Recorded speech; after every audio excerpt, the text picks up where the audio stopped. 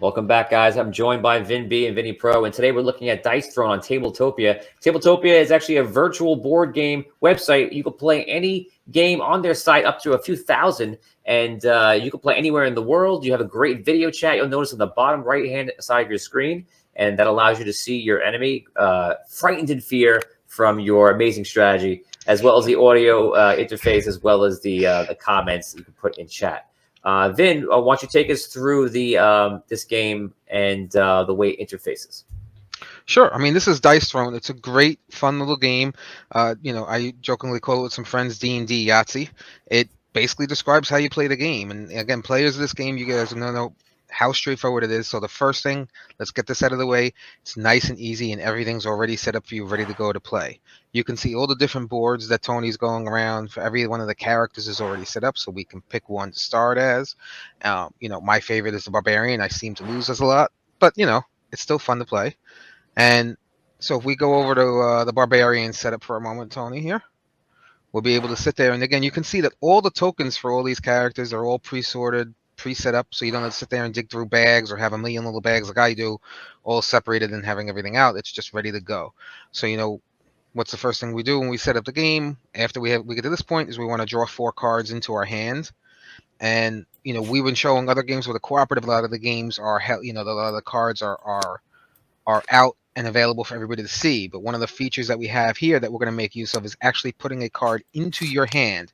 You'll notice that Tony dragged that there. There was a little blue highlight on the bottom of the screen. That means that card is actually in your hand.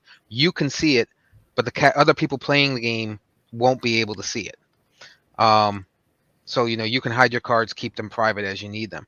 The other thing that we're going to need to do over here, Tony's showing the other way to draw, besides clicking and dragging, is you can go to the draw icon on the right mouse shortcut wheel and actually just draw them straight into your hand. A lot easier than clicking and dragging each individual card.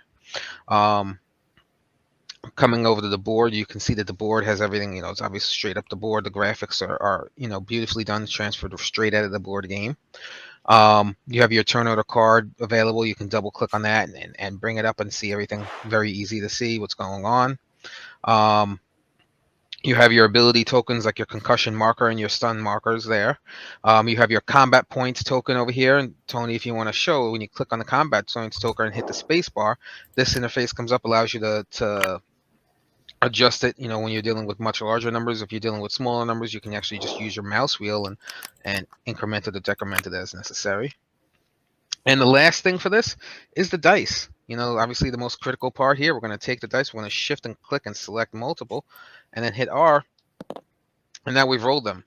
And if you're like some friends that I had, this eliminates the whole dice going off the table because they threw the dice too hard, and you have to go chase it and yell at them to stop throwing the dice, across the room. Also stops my pet peeve. I hate when somebody rolls the dice in their hand and rolls it for like 1 minute, staring at you, talking, and I'm like, roll the dice. You're doing the. Yeah, it's no now good. I also know what to do it. the next time we play. Yeah, if you want to enrage me and get me off my game, definitely do that. So you have that. Obviously you can see here I got 3 swords. Do I want to go for more, a harder smack? Do I want to try and go for, I have enough to do sturdy blow if I can get one more star symbol. But you know what? I'm going to move over here. I want to do a smack, so I'm going to take these 2 dice over here, re-roll them. I got my second roll. There I go. I got 4 swords. If I can just take this last one, and I got the 5th sword. So right there, we have a 5-point smack, dealing 8 damage to, my target here. But again, nice and easy. Everything's straightforward and so super intuitive to play. Yeah, Tony, show them a little bit about the quick access for like the cards. Like if you want to flip cards over, like just hover over one of the cards, hit the F key, and showing how easy it is. Yeah, so if you're drawing a card for one, you could put the card in front of you if you want. If you want to click on it, press F. You can flip the card around, and then, like I mentioned before, if you want to put the card in your hand, you just bring it down. You'll notice the screen in the bottom glows blue because the card's glowing blue here, but you'll need actually the screen to glow blue, and that means that it's going to come into your hand. No one could see it. You also, if you notice, that I've been using the feature going around the table, showing these. This is not just a feature to showcase you on the show. It's actually a feature that's in-game that you could use on Tabletopia and allows you to set your own camera positions, save them pretty quickly, and view anything you like in a moment's notice. I'll show you how to do that right now very fast. I'll take this card out, just put it on the table for a second. And so let's say if I like this view, because it's my favorite view, I can press Shift and 1, for example. Camera will be saved. Let's say I go over here. I'm looking at something else, and I want to go back to that. Instead of pressing Shift 1, I just press 1. Now we'll go right back to that view. And you can do that up to many times. Here it is on here, where you can actually set the camera. You can do it up to 9 times. 0 actually gives you a preset of a view that's given to you.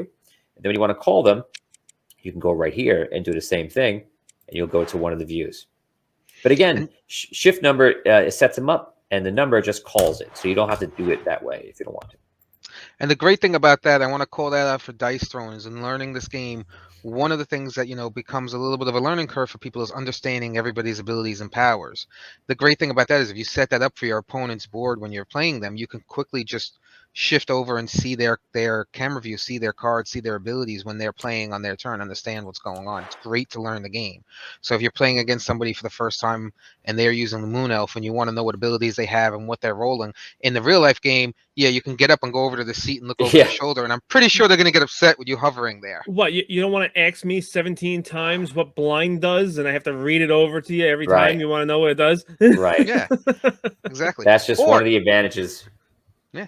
And the other side to it, too, is that, when you want to place your tokens, like I want to give Vinny Pro a concussion token over there, and hit him over the head with my big stick, you can go over there and place it on the board yourself. You don't have to flick it to the guy and say, okay, put it on your board. Guys, go to tabletopia.com and you will see many, many other games just like this. It's fantastic. Play with your friends anywhere in the world. Always a good time. Guys, thanks a lot for Audio Dungeon. We'll see you next time.